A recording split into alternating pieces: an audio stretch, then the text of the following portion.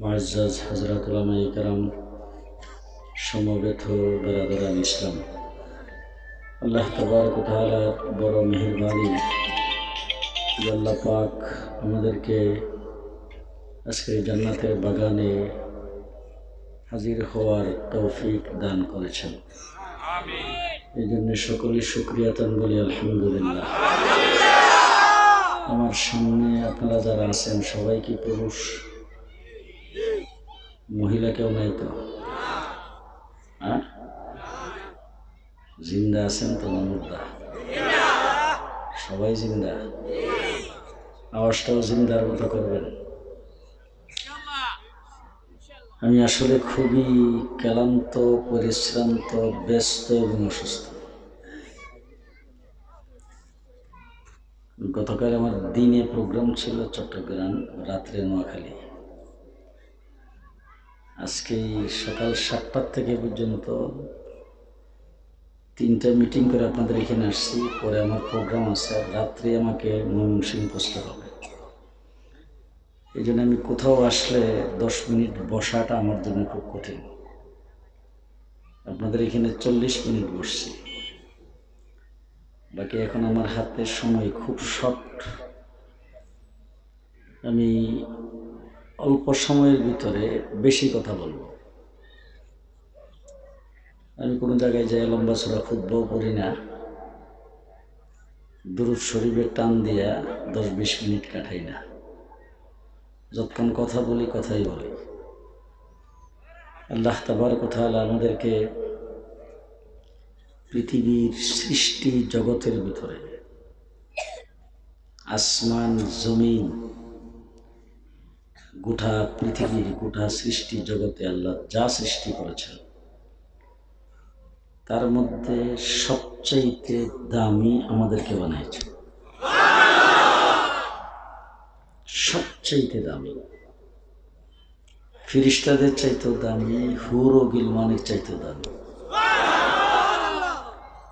আমাদের জীবনের প্রত্যেকটা কদম দামি, প্রত্যেকটা মুহূর্ত দামি।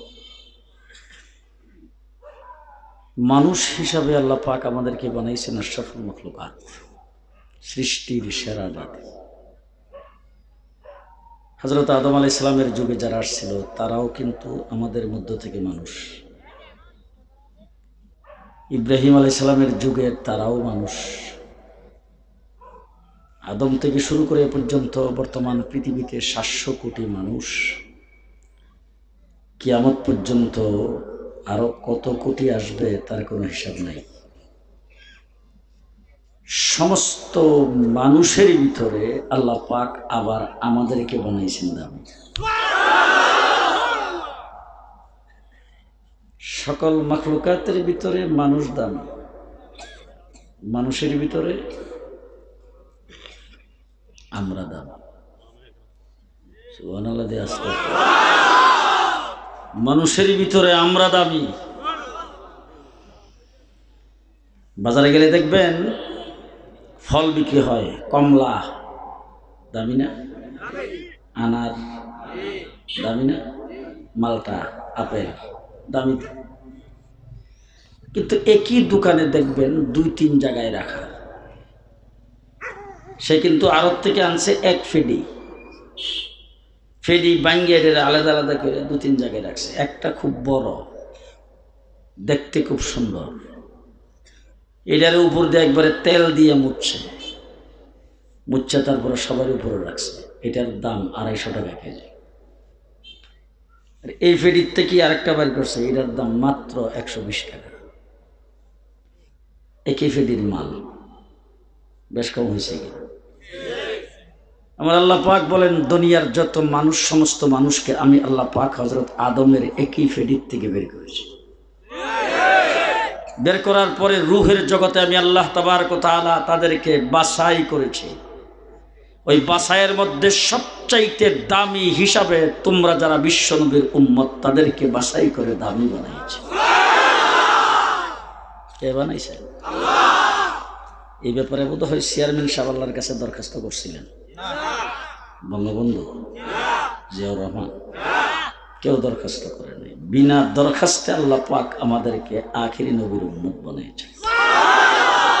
আল্লাহ ইচ্ছা করলে আজকের থেকে 1500 2000 বছর আগে হযরতে ঈসা আলাইহিস সালামের উম্মত আমাদেরকে বানাইতে পারত। কথা বলছেন না কেন? নূহ আলাইহিস সালামের উম্মত বানাইতে পারত, মুসা আলাইহিস সালামের উম্মত বানাইতে পারত। আল্লাহ পাক সেটা করেন নাই। আল্লাহ তাবারক ওয়া তাআলা আমাদেরকে বাছাই করে রেখে দিয়েছেন। সমস্ত নবী আসছে, তার উম্মত আসছে, পরে আমাদেরকে পাঠাইছেন। হযরত মুসা আলাইহিস সালাতু ওয়াস সালামের কাছে তাওরীত কিতাবে নাজিল হয়েছে। কিতাবের মধ্যে মুসা আলাইহিস সালাম দেখে একটা উম্মত আসবে, এই উম্মতের প্রশংসা আল্লাহ পাক সমস্ত আসমানি কিতাবে করেছে। একটা উম্মত আসবে যেই উম্মত নেক কাজের নিয়ত করা মাত্র নেক লেখা হবে। মুসা আলাইহিস সালাম আল্লাহকে বলছেন, আল্লাহ এই উম্মতটা তুমি আমাকে দাও। আল্লাহ বলেন, এটা আখিরি নবী আমার হাবিবের উম্মত বানাইছে। এক উম্মত পৃথিবীতে আসবে যারা একটা নেক কাজ করবে, সওয়াবের বেলা 10টা পাবে। আমরা কত পাই? 1 এ 10, 1 এ 10। মুসা আলাইহিস সালাম আল্লাহ এই উম্মতটা তুমি আমাকে দাও। আল্লাহ পাক বলেন, এটাও বিশ্ব নবী আখিরি নবী আমার হাবিবের উম্মত বানাইছে। মুসা আলাইহিস সালাম আল্লাহকে বলে, ও আল্লাহ, তাইলে আমার লাঠিও নিয়ে যাও, নবুয়তিও নিয়ে যাও, দরকার নাই, ওই নবীর উম্মত বানাইলাম। মুসা আলাইহিস সালাম আল্লাহর দরবারে আরজু করেছেন, সমস্ত নবীর আল্লাহর দরবারে দরখাস্ত করেছেন, এবং সেই নবীদের কাছ থেকে আল্লাহ পাক রূহের জগতে অঙ্গীকার গ্রহণ করেছেন। তোমাদেরকে নবুয়ত দিয়ে পৃথিবীতে প্রেরণ করা হবে, তোমরা নবুয়তি চালাইবা, তোমাদের পরে আমার হাবিব পৃথিবীতে যাবে, যাওয়া মাত্র যে যেখানে থাকবা সকলে আমার হাবিবের উপর ঈমান আনতে হবে। মুহাম্মদুর রাসূলুল্লাহ সাল্লাল্লাহু আলাইহি ওয়াসাল্লামের মুক্তাদি বানায়েছেন আল্লাহ পাক সমস্ত নবীকে। যত নবী পৃথিবীতে আগমন করেছেন সমস্ত নবীকে আল্লাহ পাক 3 প্রকারের দায়িত্ব দিয়ে পাঠাইছে। নির্ধারিত একটা এরিয়ার জন্য নবী, নির্ধারিত সময়ের জন্য নবী, সুনির্দিষ্ট গোত্র এবং জাতির জন্য নবী। কথা বুঝতেছেন না? হযরত মূসা আলাইহিস সালাম বনী ইসরাইলের নবী, একটা গোষ্ঠী বা একটা জাতির নবী, এরিয়ার জন্য নবী। আপনাদের চেয়ারম্যান সাহেবের এরিয়া কদ্দুর? ইউনিয়ন। এরকম এরিয়ার জন্য নবী পাঠাইছে, নির্ধারিত জাতি গোষ্ঠীর জন্য নবী পাঠাইছে, নির্দিষ্ট এলাকার জন্য নবী পাঠাইছে, নির্ধারিত একটা সময় দিছে, তুমি এতদিনের জন্য নবী। আমার নবীর পালা যখন আসছে আল্লাহ পাক বলেন, ও নবী, ইন্নী রাসূলুল্লাহি ইলাইকুম জামিয়া। গোটা সৃষ্টি জগতের জন্য আপনি নবী। আলহামদুলিল্লাহ রাব্বিল আলামিন, আমি হইলাম রব্বুল আলামিন আর আপনি হলেন রাহমাতুল লিল আলামিন।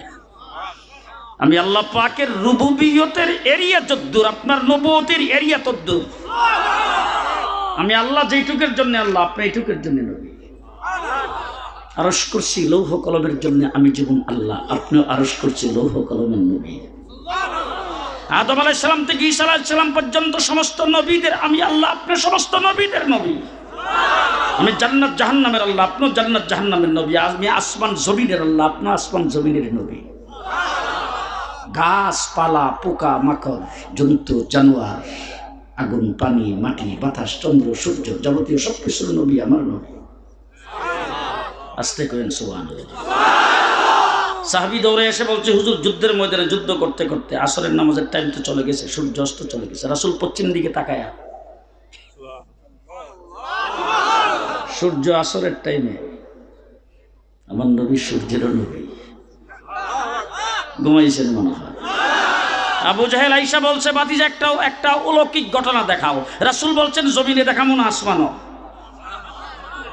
আবু জাহেল কয়, আমি তো জমিনের কথাই ভাবছিলাম, তুমি যদি আসমানে দেখাইতে চাও। রাসূল খোলা আকাশের নিচে দাঁড়ায় আঙ্গুলটা এইভাবে হেলানি দিছে, আকাশের চন্দ্র 2 ভাগ হইয়া 2 পাহাড়ের 2 দিকে পড়ে গেছে। রাসূল চন্দ্রেরও নবী, কথা কয় না? আবু জাহেল আইসা রাসূলের সামনে দাঁড়ায় বলেন, ও বাতিজা, ওই যে গাছটা যদি তোমার নবুয়তির সাক্ষী দেয়, মনে করবো তুমি নবী। আল্লাহ রাসূল বলেন, চাচা, গাছটা জায়গার থেকে সাক্ষী দিলে হবে না, কাছে আইসা। বলে, কাছে আসলে তো ভালোই হয়। হুজুর এইভাবে হাত দিয়ে ইশারা দিচ্ছেন, গাছ মাটি সহ রাসূলের পায়ের কাছে এসে কালিমা পড়তে পড়তে জায়গায় চলে গেছে। রাসূল গাছের নবী। হ্যাঁ, আবু জাহেল আয়েশার সামনে দাঁড়ায় বলে, বলো দেখি ভাতিজা মুঠির ভিতরে কি আছে। ছোট সময় গ্রামে থাকতে দেখতাম সিমের বিছে হাতে নিয়ে একজন আরেকজন কইতো ক দেখি জুন্না বেজুর। আবু জাহেল রাসূলের সাথে খেলতে আইছে। এখন দেখেন না বিভিন্ন জনসভা থেকে আমাদেরকে ডাক দেয়, খেলা হবে। হ্যাঁ, আবু জাহেল আয়েশা রাসূলের সামনে বলছেন খেলা হবে, কও দেখি মুঠির ভিতরে কি আছে। রাসূল বলেন এরকম খেলা তো আমি কোনো সময় খেলি না, তবে আপনার সঙ্গে আমি খেলতে যাব না। আমি একটা বলবো আর আপনি একটা বলবেন। হাত দিয়ে ইশারা দিছে, হাত পাথর মুঠির ভিতরে যেটা আছে হিডাই বলক দেখি। মুঠির ভিতরে ছিল পাথর, পাথরের জবান খুলে গেছে, চিৎকার করে বলছেন লা ইলাহা ইল্লাল্লাহ মুহাম্মাদুর রাসূলুল্লাহ। রাসূল পাথরের নবী। খেলা হবে। এই খেলা তো আমরা 1400 বছর আগের থেকে শুরু করেছি। পুরান ফিলার নতুন না। তোমরা নতুন মায়ের পেটের থেকে জন্ম হয়ে আসছো, আমরা বদর থেকে শুরু করছি খেলা। 1000 সৈন্য নিয়া আবু জাহেল সামনে আইসা মদিনাবাসীকে ডাক দিছে, খেলা হবে। 1000 কয় হাজার? অস্ত্র সবার হাতে আছে তো? জি, 1000 বাহিনী আবু জাহেলের সকলেই শক্তিশালী অস্ত্রওয়ালা। ফিলারগুলি খুব ডাক। মুসলমান সব দুর্বল। আবার রমজান মাসের 17 তারিখ, শেষ রাত্রে সেহরি পেট ভরে খাইতে পারেনি। অস্ত্র কাহারো হাতে নাই, তলোয়ার মাত্র 8টা, মানুষ 313 জন। খেলা হবে। এই কথা বলবেন না, চুপ, সময় কম। কথা কি বুঝে আসতেছে? জি, আর এটা 2 হাত দিয়ে ডাক দাও, খেলা হবে। আবু জাহেল ডাক দিছে, খেলা হবে। সাহাবায়ে কেরাম বলতেছেন হুজুর আবু জাহেল তো ডাক দিছে, খেলা হবে। রাসূল বলেন আল্লাহ হুকুম দিছে। সুবহানাল্লাহ, আস্তে কর। আল্লাহ যদি হুকুম দিয়ে থাকেন তাইলে মাঠে নামি বল, হ্যাঁ ঠিক আছে নামো, দেখি নামো মাঠে, খেলা হবে। এবার রাসূল সাল্লাল্লাহু আলাইহি ওয়াসাল্লাম আল্লাহ রাব্বুল আলামিনকে ডাক দিয়েছেন, ইয়া হাইয়্যু ইয়া কাইয়্যুম। 313 জন আমার 13 বছরের ফসল। তারা যদি আজকে 1000-এর সামনে খেলায় যদি ফেল করে, সোনারগা পর্যন্ত ইসলাম পৌঁছার কোনো কারণ দেখি না। 313 জনের জন্য আমি তাইফের জমিনে বৃষ্টির মতো পাথরের আঘাত খেয়েছি। 313 জনের জন্য রাস্তায় আমাকে 13টা বছর পর্যন্ত ভালো করে হাঁটতে দেয় নাই, কাটা বিষয়। 313 জন তৈরি করতে যায় সাহাবে আবি তালেবের ভিতরে গাছের পাতা খাইয়া জীবন যাপন করেছে। 313 জনের জন্য আমার আবু বকর সিদ্দিককে পিটাইতে নাকের হাড্ডি ভেঙে দেওয়া হয়েছে। 313 জনের জন্য বেলালকে উত্তপ্ত বালির মধ্যে শাস্ত্রানো হয়েছে। আল্লাহর দরবার রাসূল যখন হাত উঠাইছে, জিবরাইল আমিন আয়েশা কে হুজুর খেলা হবে। আইসি, খেলা হবে। রাসূল বলেন আইসো না, পাঠাইছে। জিবরাইল আমিনকে আমি কি নিয়ে যাইতে পারি নাকি? পাঠাইছে। বলে পাঠাইলে ঠিক আছে, কি কইয়া পাঠাইছে? বলে অন্যান্য সময় উহি দিয়া পাঠায়, আপনার সঙ্গে কোনো একটা কথা বলার জন্য পাঠায়, একটা মেসেজ দিয়া পাঠায়। আর আজকে আসার সময় বলছে সেনাবাহিনীর প্রধান হিসাবে যাইবা। আজকে হুজুর উহি নিয়ে আসি নাই, সেনাবাহিনীর প্রধান, কমান্ডার ইন চিফ। রাসূল জিজ্ঞেস করেছেন একাই আসছো নাকি? বলে না, সাথে 3000 আছে, আর 5000 মুগরাপাড়া চৌরাস্তায় ওয়াইটিং।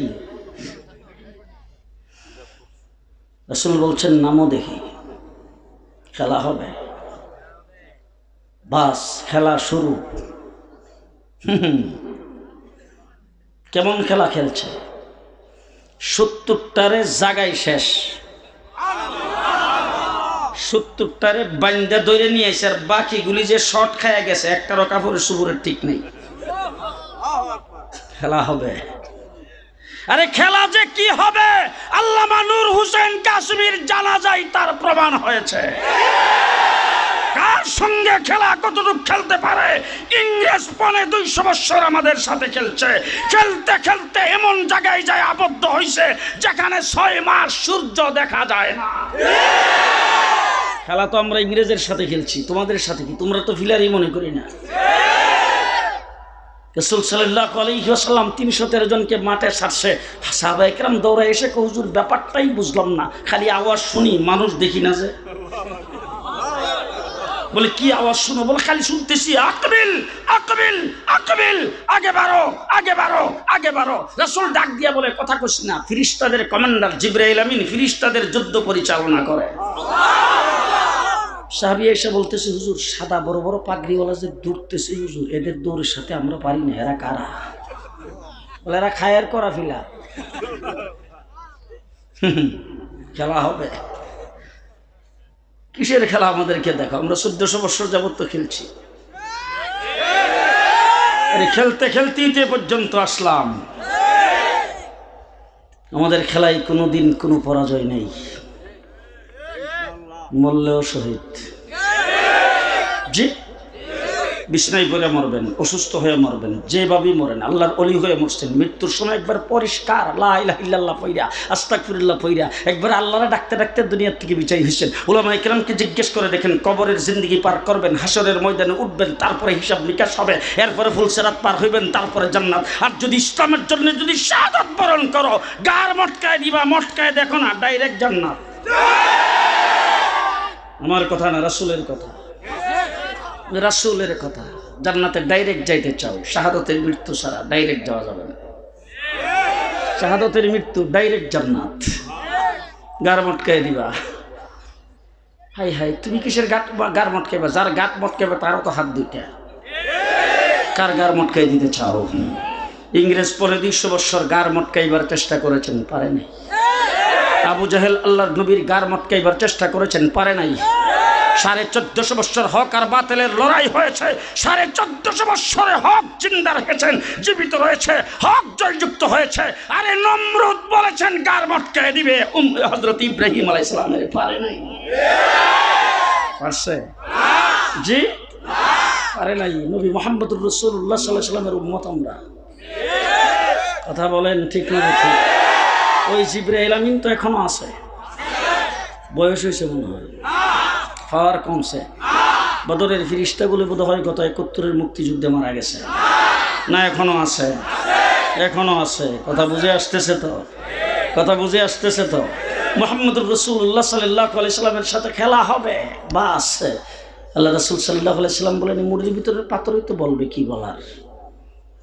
পাথর জবান খুলে গেছেন, কালিমা পড়তে পড়তে বলে দিয়েছেন আমরা পাথর। আমার নবী পাথরের নবী, কথা কয় না, ঠিক তবে ঠিক। আল্লাহ নবী রাস্তা দিয়ে যাইতেছেন, যাওয়ার সময় দেখেন একটা উটনিকে গাছের সঙ্গে বাঁধা। রাসূল সাল্লাল্লাহু আলাইহি ওয়াসাল্লামকে দেখে উটনিকে ডাক দিয়ে বলতেছেন, হুজুর এখানকার একজন শিকারী আমাকে জঙ্গল থেকে শিকার করে নিয়ে এসে এখানে বাঁধা রাখছে। হুজুর আমার দুধের শিশু 2টা বাচ্চা আছে, এই বাচ্চাগুলি দুধ ছাড়া শিকার করে অন্য কোনো কিছু খাইতে পারে না, এই জন্য একটু যদি অনুমতি নিয়ে দেন, আমাকে ছুটাইয়া দেন, আমি যে দুধ পান করাই আবার জায়গা মতন চলে আসবো। রাসূল জানোয়ারেরও নবী, অফিসে যারা এসে এরা কথা কয় না, জানোয়ারেরও নবী। আল্লাহ নবী হরিণ শিকারীকে ডাইকে বলছেন, হরিণটা আমাকে বলতেছে তুমি ছেড়ে দিলে আবার জায়গা মতন চলে আসবে। বেটা চক্রাঙ্গে এক জীবনে হরিণই কোনোদিন দেখছ? বান্ধা রাখলেও তো থাকে না, বান্ধা রাখলেও তো থাকে না, তুমি বলো ছেড়ে দিলে আবার ফিরে আসবে। রাহমাতুল লিল আলামিন নবী রাসূল, হরিণের নবী, জানোয়ারের নবী। রাসূল ওই শিকারীরে ডাক দিয়া কও, হরিণের জায়গায় আমি থাকলাম। রাহমাতুল লিল, হরিণীর জায়গায় আমি থাকলাম, হরিণীকে ছেড়ে দাও। আল্লাহর নবী জিম্মা হয়ে যখন এই জায়গায় দাঁড়ায় রইলেন, হরিণী চলে গেল। কিছুক্ষণ পরে দেখেন রাসূল বাচ্চা 2টা সহ হরিণী দৌড়ায় আসতেছে। আল্লাহর হাবিবকে ডাক দিয়া বলেন, ও আল্লাহর হাবিব, জঙ্গলে যায় যদি দুধ পান করাই তাইলে আপনার কষ্ট হবে, এই জন্যে বাচ্চা 2টা নিয়ে এসেছি, জিম্মাদার হিসাবে আপনাকে রেখে গেলাম। এখন আমি এইখানে থাকবো, বাচ্চাগুলি যখন মনে চাই তখন দুধ খাবে। ও আমার ভাইয়া, হুজুর একটা সালাম বৈশা রয়েছেন, একটা উট আসছে রাসূলের কাছে। আইসা উটটা বলতেছে, হুজুর আমার মালিক, আমি এখন বয়স হয়েছে, আমার আগের মতো শক্তি নেই, কিন্তু আমাকে পূজা টিকি বসায়, খাবারের বেলা কম দেয়। যেটি নতুন নৌজওয়ান এটিতে ভালো খাওয়ায়, আর আমি যেহেতু বুড়ো হয়ে গেছি, কোনদিন মরি ঠিক নেই, এই জন্য আমার খাওয়ান কম দেয়। আল্লাহ রাসূল হরিণীর উটটির মালিকরে ডাকাইছে, ডাকাই বলছে যে এই তোমার উটটা আমার কাছে বিচার দিতেছে, তুমি নাকি তারে খাবার কম দাও, বোঝা বেশি বসাও। যেহেতু আজকের থেকে সে বুড়া হয়ে গেছে, এই জন্য আজকের থেকে তারে বোঝা কম দিও, খাবার বেশি দিও। গোটা কুল সৃষ্টি জগতের জন্য নবী আমার নবী। আল্লাহ পাক পৃথিবীতে রাসূল সাল্লাল্লাহু আলাইহি সাল্লামকে যে সম্মান দিয়েছেন, অন্য কাউকে আল্লাহ পাক এত সম্মানিত করে তৈরি করেন নাই। সবচেয়ে বেশি সম্মান আল্লাহ পাক আল্লাহর হাবিবকে দিয়েছেন। মা আমেনার ঘরে রাসূল জন্মগ্রহণ করেছেন। মা আমেনা আল্লাহ নবীর চেহারার দিকে তাকায় আর চোখের পানি সারতেছে, আর মনে মনে ভাবতেছে, হায় রে, আজকে তো আমার ছেলে জন্মগ্রহণ করেছেন, তার বাবা তো দুনিয়াতে নাই। তার বাবা যদি দুনিয়াতে থাকতো তাইলে মক্কার বাজার থেকে কত রং বেরঙ্গের খেলনা তারে কিনে দিত, আর এই খেলনাগুলি দিয়ে সে খেলতো, আর আমরা দাঁড়ায় দাঁড়ায় বসে বসে দেখতাম, আমাদের কত আনন্দ লাগতো, সুন্দর লাগতো। এখন তার বাবা জীবিত নাই, তাকে খেলনা কে কিনে দিবে? এই কথা যখন মা আমেনা ভাবতেছেন আর বলতেছেন মনে মনে, আল্লাহ ডাক দিকো, ও আমেনা, তুমি কি চিন্তা ভাবনা করো? তার বাবা জীবিত নাই, যদি তার বাবা জীবিত থাকতো তাইলে তারা খেলনা কিনে দিত। কিসের খেলনা কিনে দিত? বাঁশের খেলনা, কাঠের খেলনা, পিতলের খেলনা, প্লাস্টিকের খেলনা, তামাকাশার খেলনা, তারপরে বেশির চেয়ে বেশি স্বর্ণের খেলনা। সকালে দিত, বিকালে ভাঙতো। ও আমেনা, তোমার যেমন সন্তান আমারও তো মাহবুব, তাকে খেলার বয়স হইতে দাও না। কিসের দুনিয়ার খেলনা দিয়ে সে খেলবে? মক্কায় দাঁড়ায় আঙ্গুল দিয়ে ইশারা দিবে, আকাশের চন্দ্র দুই টুকরা করে চাঁদের সাথে খেলা করাইয়া দেব। তোমার নবীর ইজ্জত আর সম্মান কত! মুহাম্মদুর রাসূলুল্লাহ সাল্লাল্লাহু আলাইহি ওয়াসাল্লামকে নিয়ে মা আমেনা ভাবতেছে, হায়রে, আজকে আস্তে আস্তে যখন ছেলেটা বড় হবে, দেখছি মক্কার লোকেরা আঙ্গুলে ধীরে ধীরে তাদেরকে হাঁটাইতে হাঁটাইতে মক্কার উলিগুলিতে নিয়ে যায়, পার্কে নিয়ে যায়, বিভিন্ন জায়গায় ঘোরাফেরা করায়। এখন আমার ছেলেটারে কে ঘোরাফেরা করাবে? তার কারণ হলো তার বাবা তো জীবিত নেই। আল্লাহ ডাক দিয়ে কো, ও আমেনা, কি কো? তার বাবা জীবিত নাই। তার বাবা জীবিত থাকলে কোথায় নিয়ে যাইতো? তারে ঘুরাইতে পার্কে নিয়ে যাইতো, মক্কার উলিগুলিতে নিয়ে যাইতো, পাহাড়ের উপরে নিয়ে যাইতো, পাহাড়ের নিচে নিয়ে যাইতো, হেরামের কাছে নিয়ে যাইতো। ও আমেনা, তোমার যেমন সন্তান আমারও তো মাহবুব, তাকে ঘোরাফেরার বয়স হইতে দাও না। মক্কার থেকে আঙ্গুলে ধরে টান দেব, 7 আসমান পাড়ি দিয়া পৃথিবীর কেউ যেখানে যাইতে পারে না, আমার আরশে নিয়ে বসায় দেব। মুহাম্মদুর রাসূলুল্লাহ সাল্লাল্লাহু আলাইহি ওয়াসাল্লাম পৃথিবীর কেউ যেখানে যাইতে পারে না সেখানে। আজকে আমাদের দেশের কলেজ ইউনিভার্সিটির শিক্ষিত সমাজের কি সুন্দর স্লোগান, আমেরিকার দিকে তাকাইতে হবে, আমেরিকাকে দেখতে হবে। ওরে বাবা, আমেরিকা কি উন্নত! আমরা আমেরিকাকে ফলো না করলে উন্নত হইতে পারবো না। আমি একদিন একজনকে জিজ্ঞেস করলাম, আচ্ছা আমেরিকা এত উন্নত, তাদের উন্নতের কয়েকটা নিদর্শন বলেন তো দেখি, কয়েকটা দৃষ্টান্ত। বলে, ও সর্বনাশ হুজুর, আপনি বোধহয় ইতিহাস জানেন না, চাঁদও গেছে গা। কই গেছে গা? জি, আমি বললাম যে চাঁদ তো মেঘনার ওই পার, চাঁদ আসমানের নিচে না উপরে? আরে চাঁদ তো মেঘনার ওই পার, কথা কয় না। আমার নবী কই গেছে? জি, 7 আসমান পাড়ি দিয়া সিদরাতুল মুনতাহা। সিদরাতুল মুনতাহায় যাওয়ার পরে জিবরাইল আমিনকে, হুজুর যান, আমার ভিসা শেষ। আল্লাহর হাবিব জিজ্ঞেস করছেন, তোমার ভিসা শেষ? আমার ভিসা? বলে, হুজুর আপনি উইদাউট ভিসা। এই যে সামনে যে সিদরাতুল মুনতাহা সীমান্ত বর্ডার, এই বর্ডার পাস হইয়া কুল সৃষ্টি জগতের আর কেউ যায় নাই, একমাত্র আপনি। বলে, তুমি না মক্কার থেকে উঠাই আমাকে রাহাবরি করে আসেন আসেন আসেন আসেন, এ পর্যন্ত তুমি আমাকে পরিচয় করাইয়া তারপরে আনলা, এখন আমার রাহাবর কে হবে? বলে, স্বয়ং আল্লাহ, স্বয়ং আল্লাহ আপনার রাহাবর। রাসূল ইমিগ্রেশন পার হয়ে সামনের দিকে যাইতেছে, আর আল্লাহ পাক হুজুরকে ডাকতেছেন, আসেন আসেন আসেন আসেন, আরো আগে আরো আগে আরো আগে। একে একে 70,000 পর্দা অতিক্রম করে রাসূল আল্লাহর দরবারে যায় বসছেন, বন্ধু বন্ধুর কাছে। ফাকানা কাবা কাউসাইনি আও আদনা, দুইজন একসাথে বসছেন, একজন রব্বুল আলামিন আর একজন রাহমাতুল লিল আলামিন। আমাদের দেশে দেখছি এই জাতীয় কোনো মানে ওই প্রধানমন্ত্রী প্রেসিডেন্টের কোনো বৈঠক যদি হয় দ্বিপাক্ষিক, তখন পত্রিকা আসে বাংলাদেশের প্রধানমন্ত্রী শেখ হাসিনা আর ভারতের প্রধানমন্ত্রী মিস্টার মোদিজি দুইজনের সাথে বৈঠক হবে, প্রতিনিধি দলের সদস্য 120 জন। কথা ঠিক কিনা? এরপরে সাংবাদিক তো অভাবই নেই, ফটোগ্রাফার, ঘোষক, লেখক আল্লাহ আল্লাহর হাবিবের সাথে বসছেন প্রতিনিধি দলের সদস্য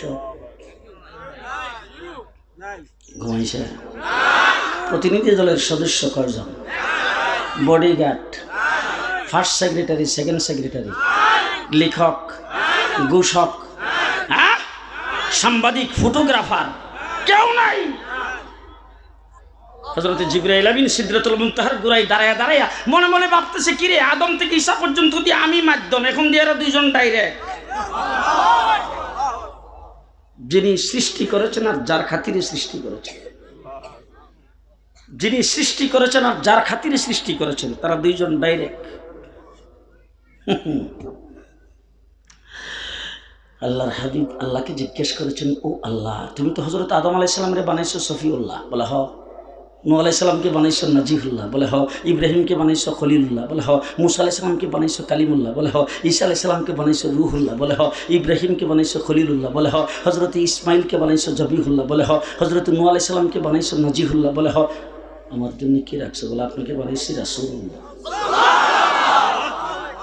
আপনাকে কি বানাইছি রাসূলুল্লাহ আপনি দেখবেন যত নবীর কালিমা আছে সব নবীর কালিমা পড়ে লা ইলাহা ইল্লাল্লাহ ইব্রাহিম খলিলুল্লাহ লা ইলাহা ইল্লাল্লাহ মুসা কালিমুল্লাহ লা ইলাহা ইল্লাল্লাহ আদম সফিউল্লাহ লা ইলাহা ইল্লাল্লাহ নূহ নাজিহুল্লাহ লা ইলাহা ইল্লাল্লাহ ইসমাইল সবিহুল্লাহ লা ইলাহা ইল্লাল্লাহ ঈসা রূহুল্লাহ আর আমার নবীর পালা যখন আসছে আল্লাহ বলছেন লা ইলাহা ইল্লাল্লাহ মুহাম্মাদুর রাসূল সেটা কোথায় আদম আলাইহিস সালাম আল্লাহর জিজ্ঞাসা আল্লাহ তোমার নামের সাথে সব জায়গায় খালি একটা নাম দেখি সুবহানাল্লাহ বলে যে কইেন আরে তোমার নামের সাথে সব জায়গায় একটা নাম দেখি এটা তো বুঝলাম না কি নামটা তোমার নামের সাথে লাগিয়ে রাখছো আল্লাহ কেন কোথায় দেখলা তুমি বলে কেন আরশের মধ্যে তাকাইছি সেখানেও দেখছি চতুর্দিকে লেখা লা ইলাহা ইল্লাল্লাহ সাথে মুহাম্মাদুর রাসূলুল্লাহ ফেরেশতাদের কপালে লেখা লা ইলাহা ইল্লাল্লাহ মুহাম্মাদুর রাসূলুল্লাহ জান্নাতের গেটে লেখা লা ইলাহা ইল্লাল্লাহ মুহাম্মাদুর রাসূলুল্লাহ জান্নাতের ভিতরে প্রত্যেকটা গাছের পাতায় পাতায় লেখা লা ইলাহা ইল্লাল্লাহ মুহাম্মাদুর রাসূলুল্লাহ ফুলের পাপড়িতে লেখা লা ইলাহা ইল্লাল্লাহ মুহাম্মাদুর রাসূলুল্লাহ ফল ফলাদির উপরে লেখা লা ইলাহা ইল্লাল্লাহ মুহাম্মাদুর রাসূলুল্লাহ জান্নাতের প্রত্যেকটা দেওয়ালের মধ্যে লেখা লা ইলাহা ইল্লাল্লাহ মুহাম্মাদুর রাসূলুল্লাহ আল্লাহ কার নামটা লাগাই রাখলা আল্লাহ পাক ডাক দিয়ে বলেন শিরোনাই তুমি বলে না বলে লাউলা কালামা খালাকতুকা ইয়া আদম যদি তারে না বানাইতাম তোমারও তো বানাইতাম না তারে না বানাইলে তো তোমারও বানাইতাম না হায় হায় হায় বন্ধু হযরত আদম থেকে শুরু করে ঈসা আলাইহিস সালাম পর্যন্ত যত নবী পৃথিবীতে প্রেরণ করেছি সমস্ত নবীর এলেম সমস্ত নবীর জ্ঞান বুদ্ধি সমস্ত নবীর মুজিজা সমস্ত নবীর অলৌকিক ঘটনা সমস্ত নবীকে যত ধরনের যত কিছু আমি দিয়েছিলাম সবগুলি একত্রিত করে আপনাকে দিয়েছি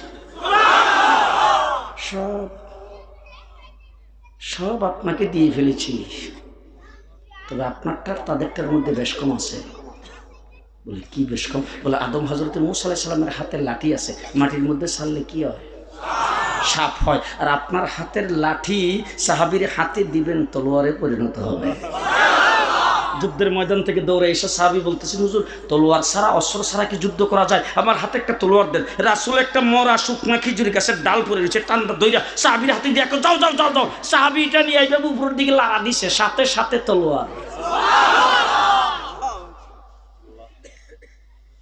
ঘুমাইছে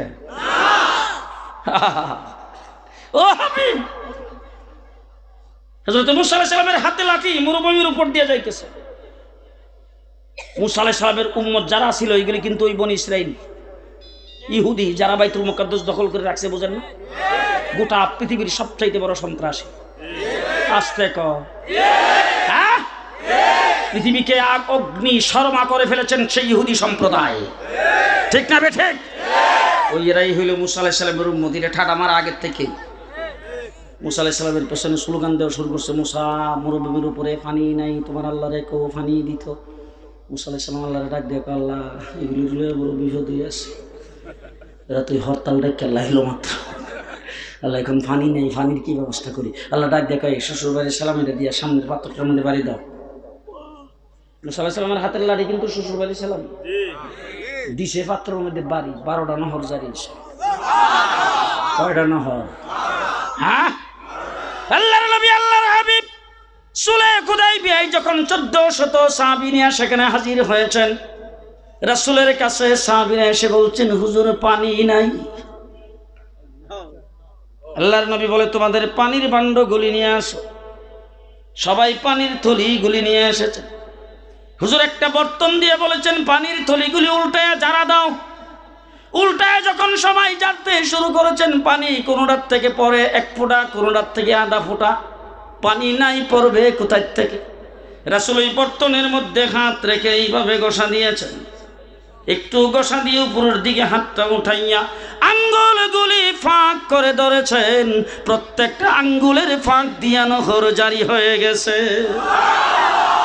হযরত মূসা আলাইহিস সালামের হাতের লাঠি দিয়ে পাথরে আঘাত করছে, সেখান থেকে নহর জারি হয়েছে 12টা। আর আমার নবীর আঙ্গুলের ফাঁক থেকে পানির নহর।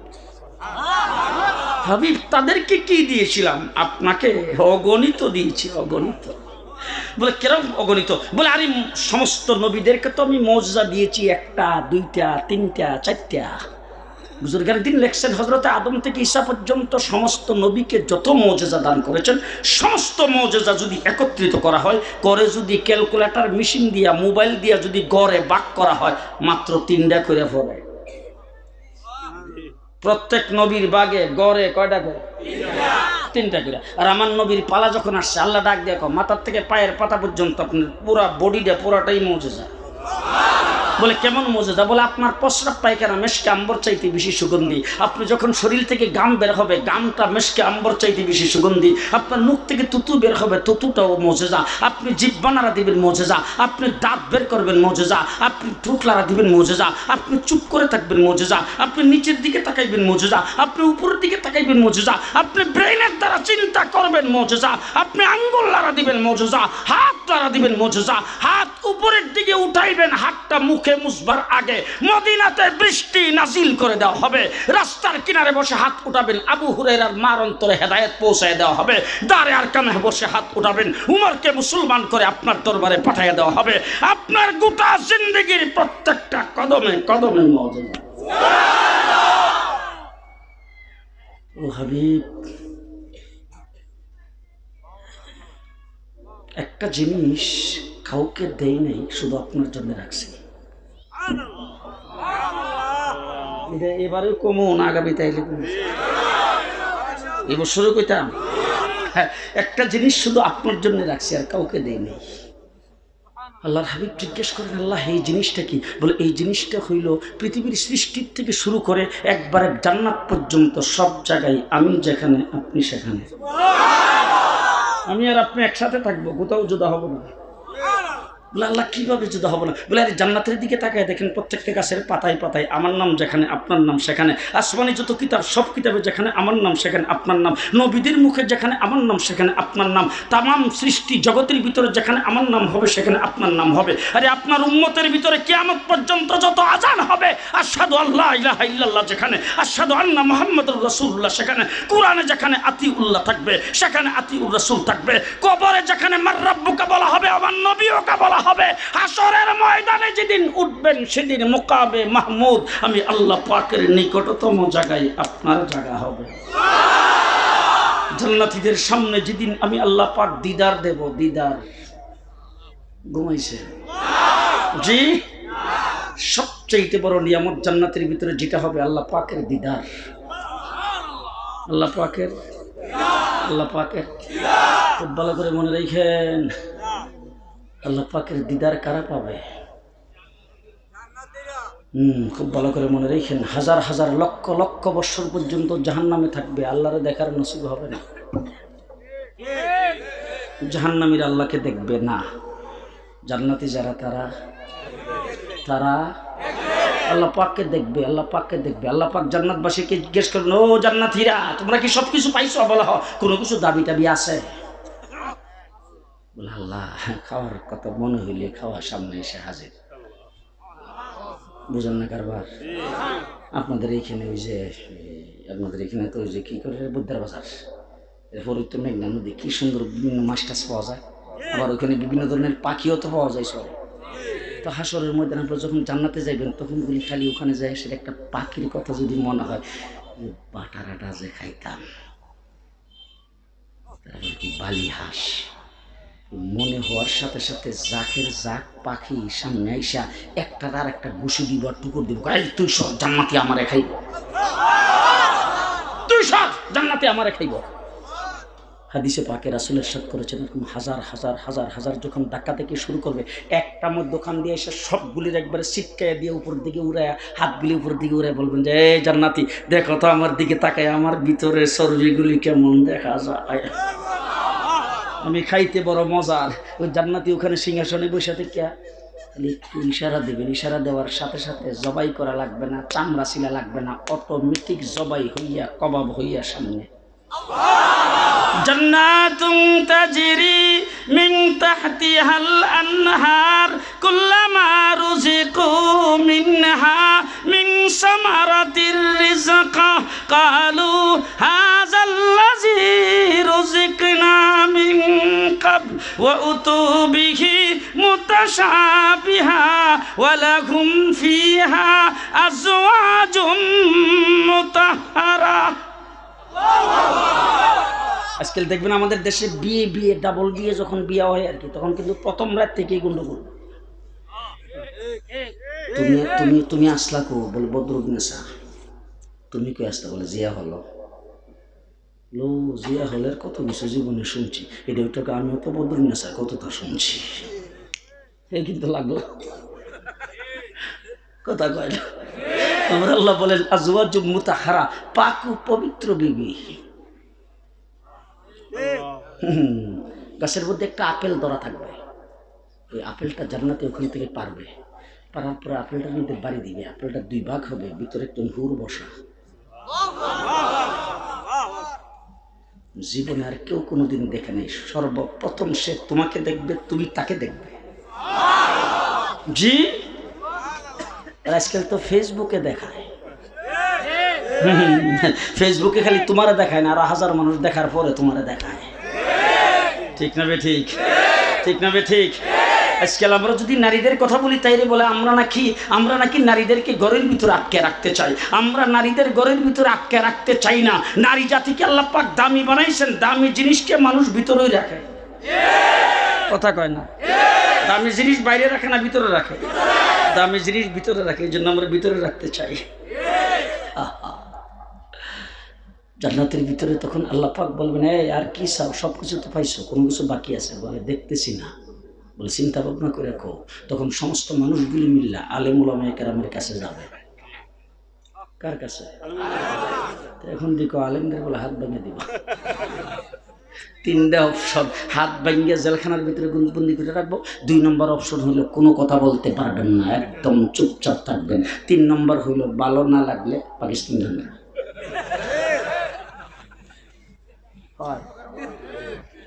পরিষ্কার কথা বলতে চাই, আমাদের বাংলাদেশের একটা সংবিধান আছে না নাই? বাংলাদেশটা হলো গণতান্ত্রিক দেশ। গণতান্ত্রিক দেশের সংবিধানের আইন হলো কারো হাত ভাঙার অধিকার তোমার মতো অফিসারের নাই। কথা বলেন, যত বড় পুলিশ হও তোমার অধিকার আছে। কেউ যদি কোনো অকারেন্স ঘটায়, কেউ যদি চুরি করে, ডাকাতি করে, মারামারি করে, কাটাকাটি করে, সন্ত্রাস করে, তুমি অ্যারেস্ট করে নিয়ে বিচারের সম্মুখীন করতে পারো। বিচারক আইনের ফেসে, বিচারক বুঝবে তার কি বিচার হবে। তোমার টাচ করার অধিকার নেই। তুমি অফিসারের নামের কলঙ্ক।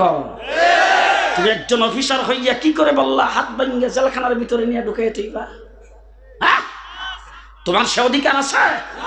2 নম্বর, তুমি আমাকে চুপ করে থাকার কে অধিকার? আমাকে বাংলাদেশের সংবিধানে দিয়েছে, কথা বলার অধিকার আমারও আছে, তোমারও আছে।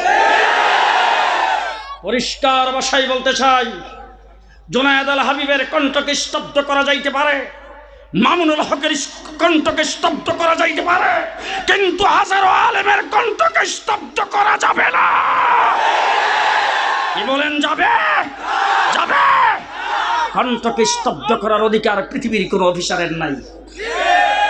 3 নম্বর, তোমার বাপ দাদার দেশ, তুমি আমারে পাকিস্তান যাইতে কও? ঘুমাইছেন বোধহয়। আমরা কি এই দেশের বাদাইন না? মামুর বাড়ির থাকি না? আমরা এই দেশে বিয়া করে ঘর জামাইছি। আমরা ঘর জামাইও না, বাদাইন নাও না। মেঘনা নদী নদীতে কুচুরি ফেনা হিসাবে বেশি আসি নাই, আমরা দেশেরই নাগরিক। তোমার জীবন আইডি কার্ড, আমারও আইডি কার্ড। তুমি যেই দেশের চাউলের ভাত খেয়ে বড় হয়েছো, আমিও সেই দেশের চাউলের ভাত খেয়ে বড় হয়েছি। ঘটনা কি? তুমি কারে কেউ ছেড়ে যাওয়ার জন্যে? হ্যাঁ, তোমার যদি মৌলবাদী ভালো না লাগে, তোমার যদি কোরআন ভালো না লাগে, তুমি চারিবার কোরআন খতম দিয়ে লাইছো, ওরে বাবারি বাবা। হ্যাঁ, তোমার যদি মাদ্রাসার টাকা পয়সা দেওয়া ভালো না লাগে, তুমি যদি মাদ্রাসাকে পছন্দ না করো, তুমি যদি আলেম উলামায়ে কেরামকে পছন্দ না করো, পরিষ্কার ভাষায় বলছি, দেশটা আলেম উলামায়ে কেরামের দেশ, মাদ্রাসার দেশ, ওয়াজের দেশ, ইসলামী সম্মেলনের দেশ। এই দেশে তোমার মতো মানুষ থাকার অধিকার নাই। তুমি ইন্ডিয়া চলে যাও।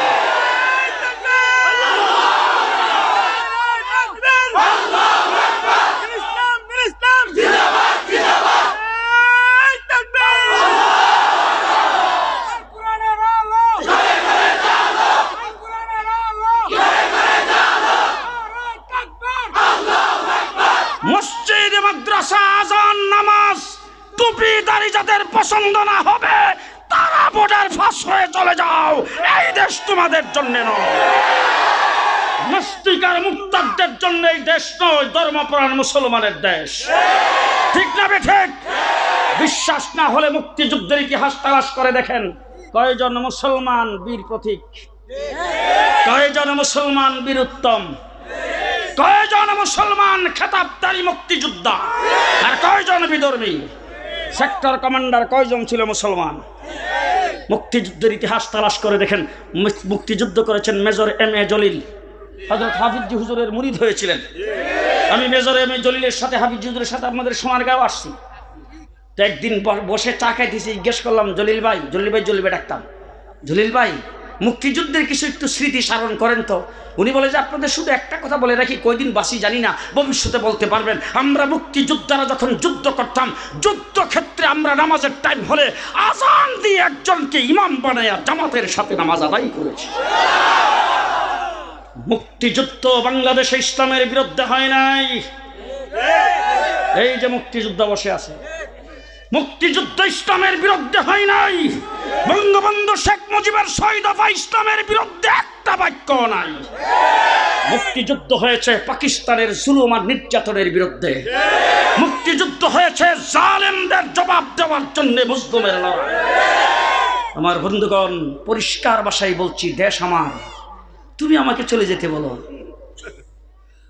কোনো সরকারি চাকরি করে এই ধরনের কথা কেউ বলতে পারে না। পরিষ্কার ভাষায় বলতে চাই, যিনি এই ধরনের বক্তৃতা দিয়েছেন তিনি সেই পদে থাকতে পারেন না। আজকে সরকারকে বলবো, আমাদের দেশের কিছু গাপ্তি মারা নাস্তিক আর মুরতাদ যারা এই দেশের আলেম উলামায়ে কেরামের সাথে প্রশাসনের সংঘাত সৃষ্টি করতে চায়, তাদের অফিসারগুলিকে বরখাস্ত করে দেন। দেশ শান্তিতে চালাইতে পারবেন, দেশ শান্তিতে থাকবে। মনে রাখবেন ভালো করে, আমরা বিশ্ব নবীর উম্মত, মুহাম্মদুর রাসূলুল্লাহ সাল্লাল্লাহু আলাইহি ওয়াসাল্লামের উম্মত।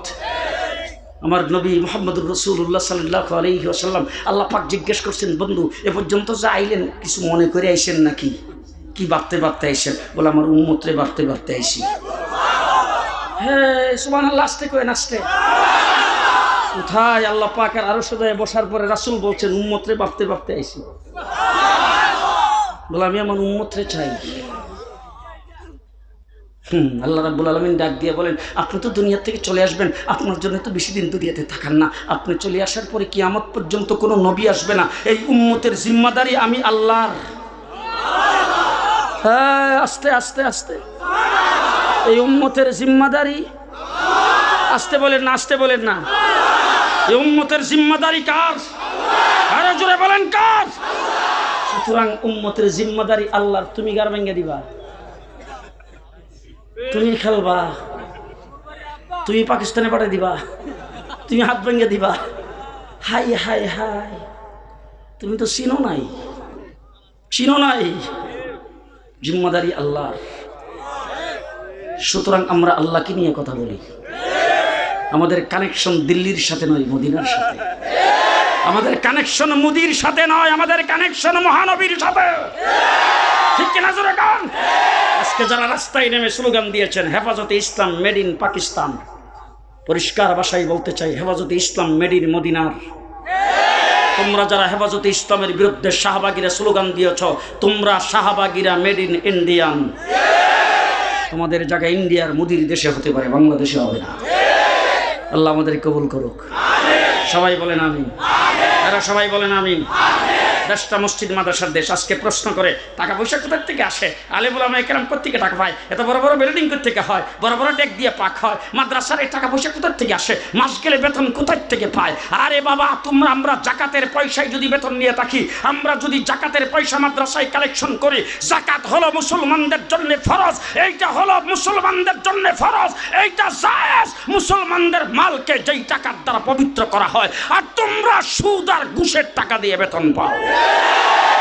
ঠিক না বেঠিক? আমরা সুদ আর ঘুষ হারাম খাই না। আমরা মুসলমানদের ফরজ যেটা মুসলমান আদায় করে সেইটা আমাদের ছাত্রদের খাওয়াই, আর সেই ছাত্রদের মধ্যেই হাফিজি হুজুর তৈরি হয়, সেখানেই শাইখুল হাদিস তৈরি হয়। তোমাদের মতো চুর বাটপার তৈরি হয় না। যার জানাজায় লক্ষ লক্ষ মানুষ অংশগ্রহণ করে সেই নূর হোসেন কাসিমি তৈরি হয়।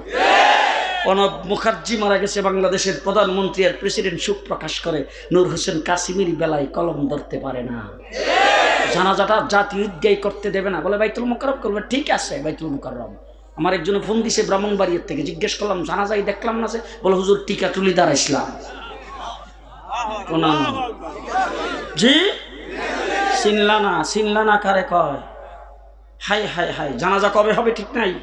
আমরা রাত্রে 9টার সময় জানাজার ফাইসালা করে ঘোষণা দিছি। বিকাল 4টে আমাকে দিনাজপুর থেকে একজন ফোন করছে, বলে হুজুর গাড়ি 3টা ছাড়ছি।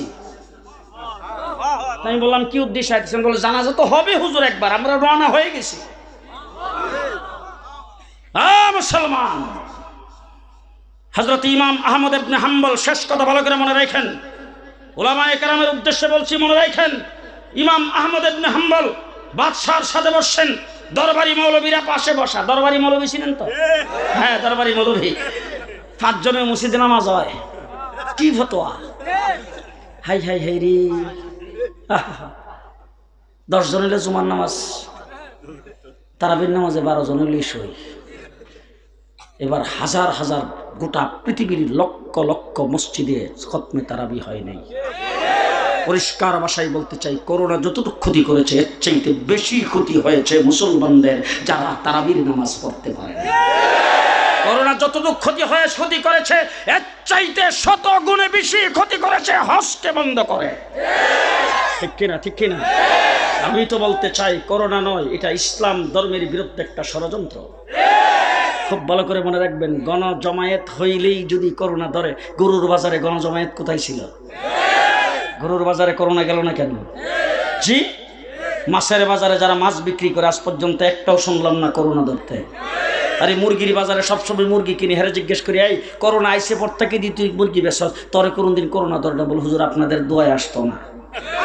হেরে ধরছে না, ধরছে কই? জিডি বেশি প্যাকেটের ভিতরে থাকে হিডিরে, কথা দিয়ে আসতে ক, জিডি বেশি প্যাকেটের ভিতরে থাকে হিডিরে ধরছে। আবার আজকে একটু আগে আমার এক বন্ধু ফোন করছে, লন্ডন থেকে ফোন করে বলতেছে, বর্তমানে যে লন্ডনে করোনা আইছে আগেরটার থেকে 70% বেশি শক্তিশালী। মুসলমানদের বাইতুল্লাহ হাত দিছ? হ্যাঁ, হাসতে হাসতে আমি অবাক হয়ে গেলাম। 20 মিনিট সাবান পানি দিয়ে হাত দিলে 20 সেকেন্ড করোনা থাকে না। 20 সেকেন্ড যদি করোনা, মানে সাবান পানি দিয়ে হাত দিলে করোনা থাকে না, তা আমরা দৈনিক 5 বার উজু করি, কবজি পর্যন্ত 3 বার দই, কুড়ি পর্যন্ত 3 বার দই, ফাও দই 3 বার, মাথা মুছে করি, মুখমণ্ডল দৌত করি, 3 বার নাকে পানি দেই, 3 বার কুলি দেই, আবার নাক কানের ভিতরে হাত ঢুকাইয়া আমরা বাড়ির বারিন্দা দিয়ে, বাড়ির কাছের রাস্তা দিয়েও করোনা আসবে না। কথা বুঝে আসছে তো? জি, 20 সেকেন্ড সাবান পানি দিয়ে হাত ধোয়ার সেই প্র্যাকটিশন ইউরোপ আমেরিকায় হতে পারে। তার কারণ হলো তারা স্ত্রী সহবাস করেও গোসল করে না। তাদের জন্য হতে পারে সেই প্র্যাকটিশন, আমার জন্য চলবে না। কারণ হলো আমি বিশ্ব নবীর উম্মত। আজকের থেকে 1400 বছর আগে বিশ্ব নবী বলে গেছেন, আল উযু সিলাহুল মুমিন। উযু হইল মুমিনের অস্ত্র। আল্লাহ কবুল করুন। এই মাদ্রাসাটা এখানে হইতো না, বাদ আগামী বছর থেকে বন্ধ থাকুক। হইতো কেটা কেটা সান হইতো। হাত ডাইন হাত, ডাইন হাত, ডাইন হাত, ডাইন হাত।